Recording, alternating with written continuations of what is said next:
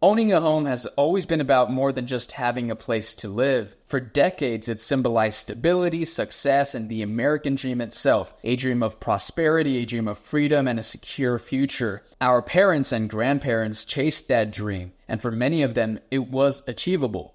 They worked hard, saved money diligently, and were rewarded with the home to call their own. But today, that dream feels like it's slipping through our fingers. And it's not because young people are lazy or unmotivated. The reality is that the game has changed, and the rules are stacked against us. Today, owning a home has become harder than ever for young people. Home ownership for people under the age of 30 is at its lowest point in history. According to data from the U.S. Census Bureau, the home ownership rate among young adults, those under 35, has declined from 45% in 1990 to 38% as of 2024. For many young Americans today, owning a home feels about as likely as winning the lottery.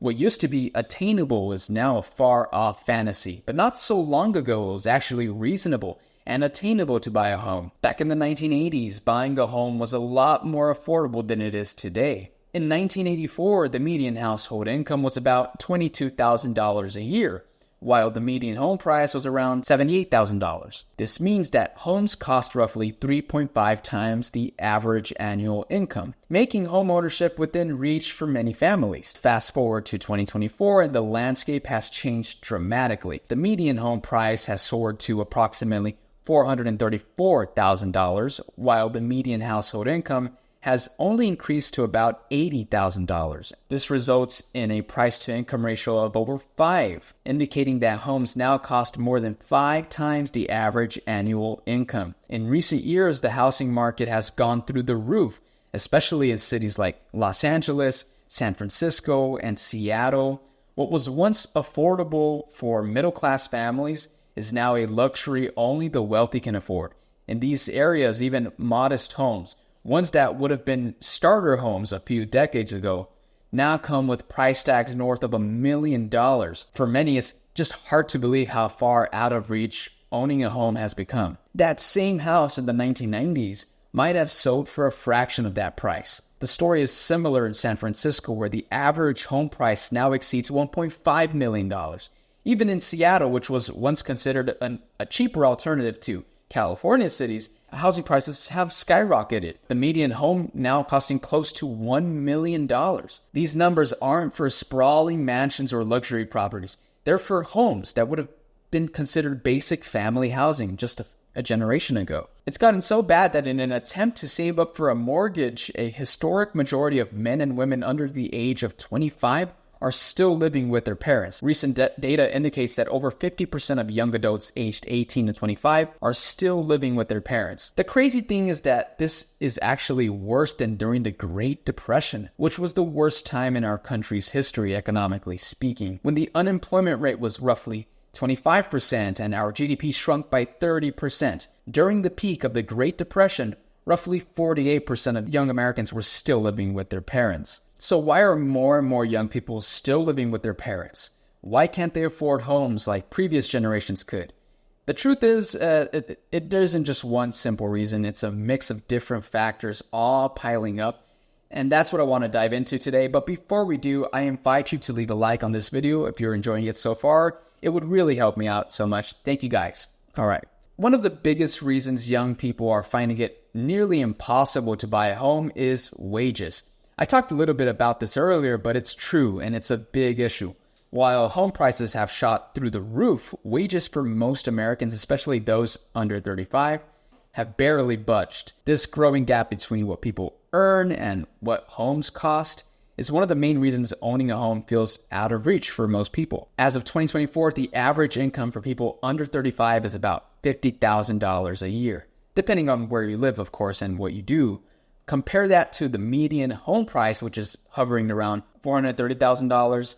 That means homes cost roughly 7 to 8 times what many young people earn in a year. One major factor behind stagnant wages is this shift in the U.S. economy. Over the past few decades, manufacturing jobs, which once provided steady pay and a pretty good income, have largely been outsourced to other countries. In their place, service sector jobs have become the backbone of the U.S. economy. Unfortunately, many of these jobs, like those in retail, food service, and hospitality pay much less and often lack benefits like healthcare and retirement plans. Even college graduates who are increasingly working in the gig economy or entry-level roles are finding it harder to land high-paying jobs that match their qualifications. Unfortunately, there are some people who believe that, it's because young people don't want to work many hours, don't want to work hard jobs. But over the last few decades, productivity in the US has soared, but wages haven't followed suit. According to data from the Economic Policy Institute, worker productivity has increased by more than 60% since 1979. But has hourly pay and wages gone up that much? Not at all. This disparity means that workers are producing more value for their employers, but seeing very little of that value reflected in their paychecks. For young workers, this trend is especially harmful. They're entering the workforce at a time when businesses are more focused on cutting costs than investing in their employees. As a result, starting salaries are lower than they should be, and opportunities for meaningful raises are scarce. To try and earn enough to afford a home, many young Americans turn to getting a university degree, thinking it's the only way or it's the best way to land a high-paying job. But this brings us to another big problem is massive student loans that so many young people are stuck paying off. College isn't cheap, and for most people, that degree comes with a hefty price tag in the form of student loans. The cost of college has skyrocketed over the past few decades. In the 1980s, you could attend a public university for just a few $1,000s a year. Today, the average cost of a tuition and fees for in-state students at public colleges is over $10,000 annually, and for private universities, it's over $40,000. Factor in housing, food, books, and other expenses that students have, and you're looking at tens of thousands of dollars per year. For many students, there's no way to pay for college without taking out loans. As of 2024, the average student graduates with around $37,000 in debt. But for those who attend graduate schools or more expensive institutions, that number can easily double or triple. In total, Americans owe $1.8 trillion in student loans, a staggering number that keeps climbing every year. This creates a vicious cycle. Young people take on debt to get a degree, hoping it'll lead them to a better paying job. But the burden of that debt makes it harder to achieve financial stability, or to save up for a house, or qualify for a loan to buy one.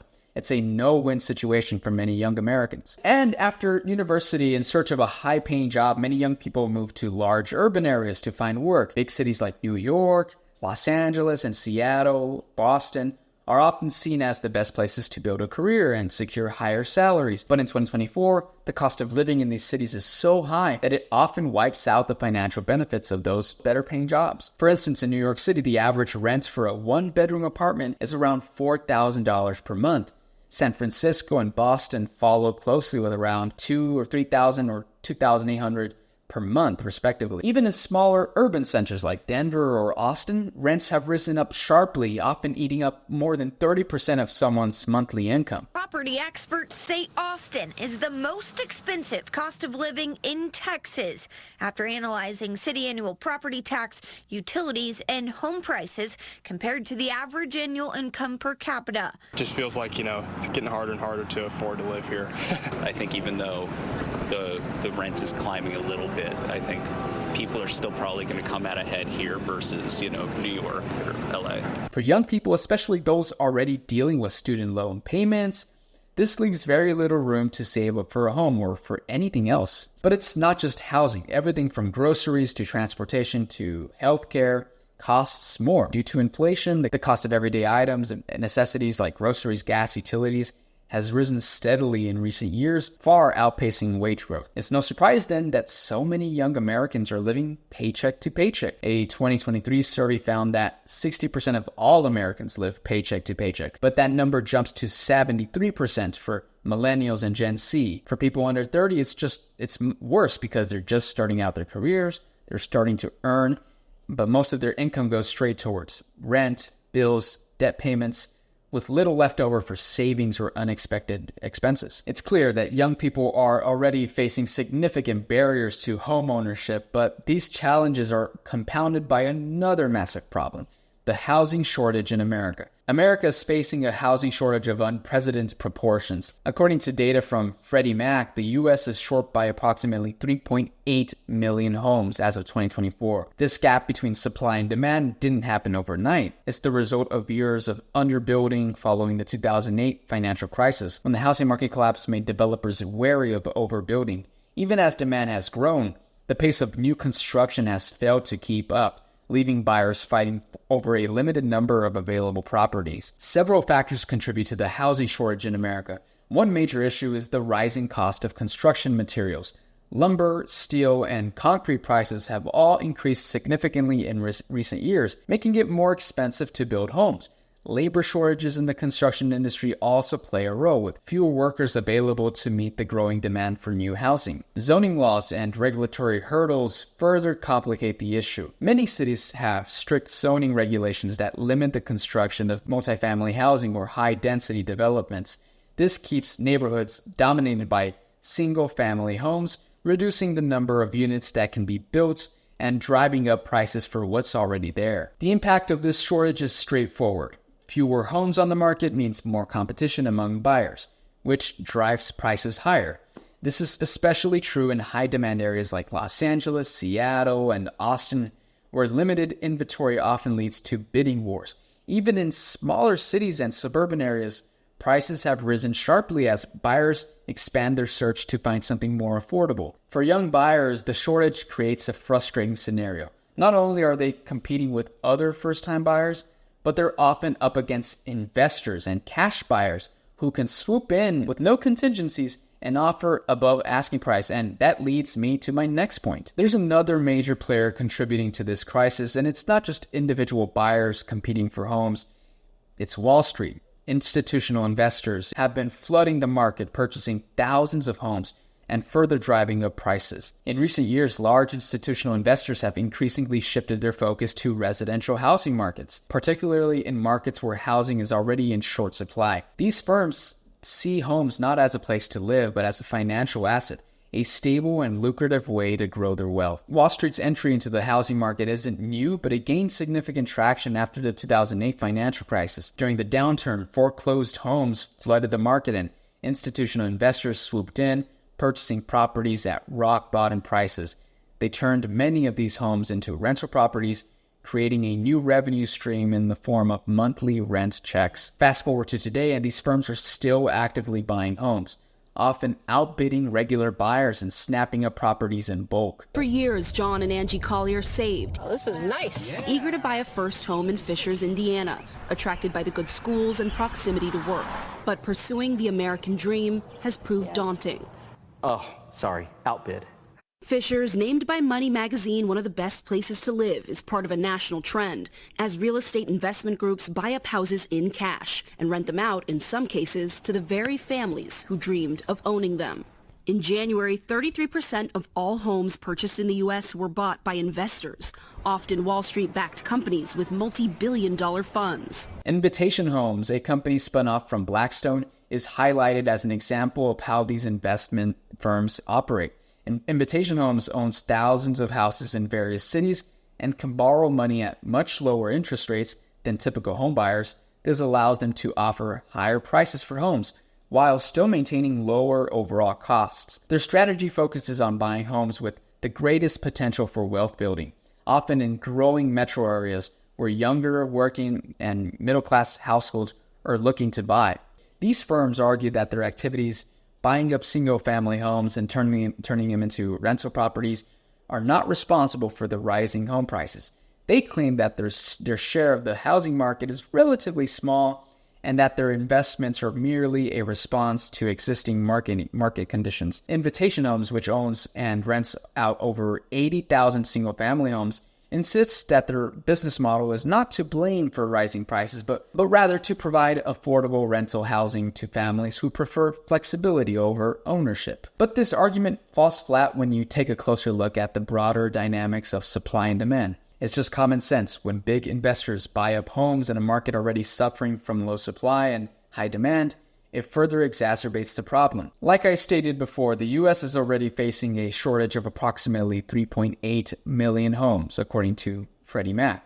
This lack of an inventory drives competition, making it harder for buyers to secure a property. When institutional investors enter the picture, they're not just competing, they're dominating. These firms often buy homes in bulk, reducing the number of properties available for individual buyers. And they have huge advantages like their ability to make cash offers, which are highly attractive to sellers. A cash offer eliminates the risk of financially falling through, making a sure bet for sellers eager to close quickly. Individual buyers who often rely on mortgages simply can't compete with these all-cash bids, further squeezing them out of the market. Given everything that's happening in the housing market, it's no surprise that young Americans face such a low likelihood of buying their first home anytime soon. From stagnant wages, crushing student debt, a housing shortage, and the growing presence of Wall Street investors, the odds are just stacked against them. Anyways, guys, thank you so much for watching this video. If you liked it, please leave a like, subscribe to the channel if you are new, and if you want to watch more videos like this, make sure to click this one here or this one here. And I'll see you in the next video. Take care.